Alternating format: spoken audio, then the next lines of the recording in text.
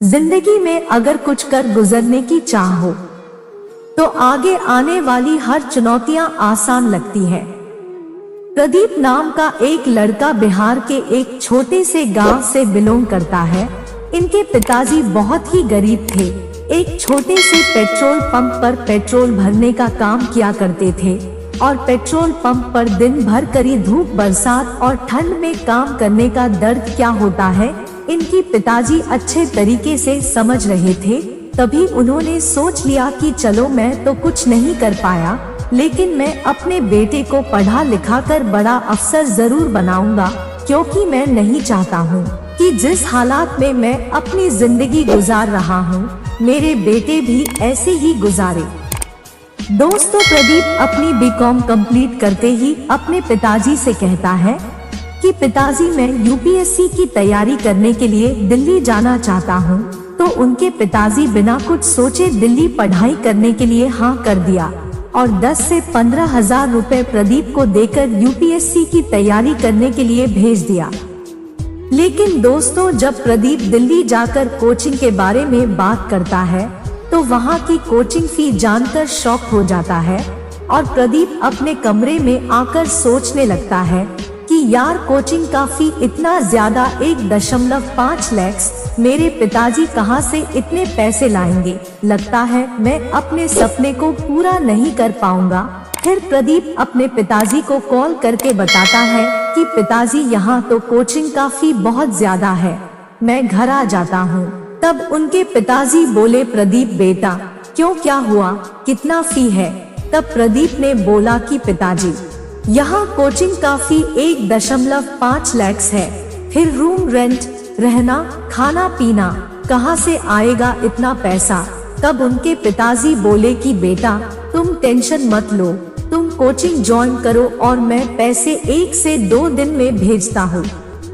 प्रदीप को पता था कि पिताजी के पास इतने पैसे नहीं है तो कैसे भेजेंगे, लेकिन 1 से 2 दिन में उनके पिताजी ने सच में सारे कोचिंग के फी भेज दिए। तो प्रदीप हैरान हो गया कि पिताजी इतने पैसे कहां से लाए। तब यह जानने का प्रयास किया और जब इसे पता चला कि मेरे पिताजी मेरे कोचिंग के फी के लिए इतना बड़ा कदम उठा लिए, उसके बाद प्रदीप के आंखों से आंसू रुकने का नाम ही नहीं ले रहा था, क्योंकि पता है इनके पिताजी अपनी पूरी जिंदगी की कमाई से बनाया गया घर अपने बेटे की पढ़ाई के लिए बेच दिया और खुद रेंट के मकान में रहने लगे।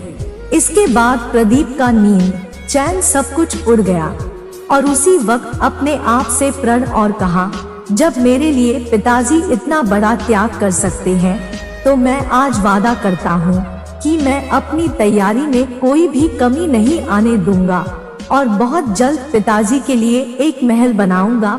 फिर उसने दिल्ली के बाजीराव कोचिंग ज्वाइन करके खूब मेहनत करने लगा, क्योंकि उसके मन में सिर्फ व सिर्फ अपने त्याग और भरोसा दिख रहा था और वही उसका सबसे बड़ा मोटिवेशन बन गया। अपने पहले ही प्रयास में यूपीएससी प्री क्वालिफाई कर गया और प्री क्वालिफाई करते ही मेंस के लिए टूट पड़ा। और दोस्तों, प्रदीप का मेंस एग्जाम बहुत ही नजदीक था और इसी समय इनकी माता जी बीमार पड़ गई और हॉस्पिटल में एडमिट हो गई। लेकिन प्रदीप के पिताजी अपने बेटे को भनक तक होने नहीं दिए कि माँ का तबीयत खराब है।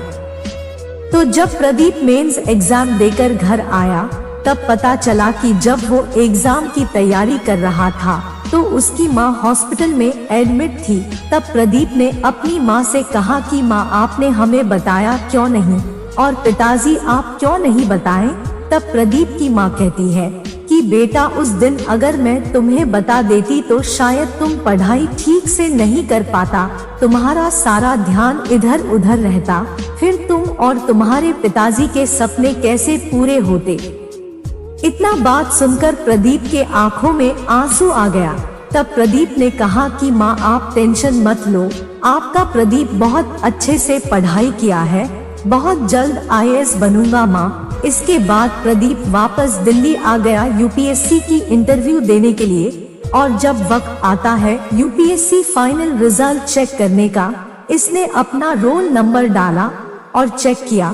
तब प्रदीप खुशी से झूम उठा, क्योंकि प्रदीप अपना पहले ही प्रयास में अपनी कड़ी मेहनत और दृढ़ संकल्प के दम पर यूपीएससी एग्जाम क्रैक कर दिया और 96 रैंक आईएएस प्रदीप सिंह हासिल कर लिया। और जब प्रदीप अपनी सफलता का श्रेय अपने परिवार को देते हुए कहा कि मैं जितना संघर्ष अपने जीवन में किया उससे कई ज्यादा संघर्ष मेरे माता पिता ने किया है। माता पिता का जज्बा हमेशा मुझसे कई ज्यादा ऊपर था और मेरी हर मुश्किल घड़ी में मेरा साथ दिया।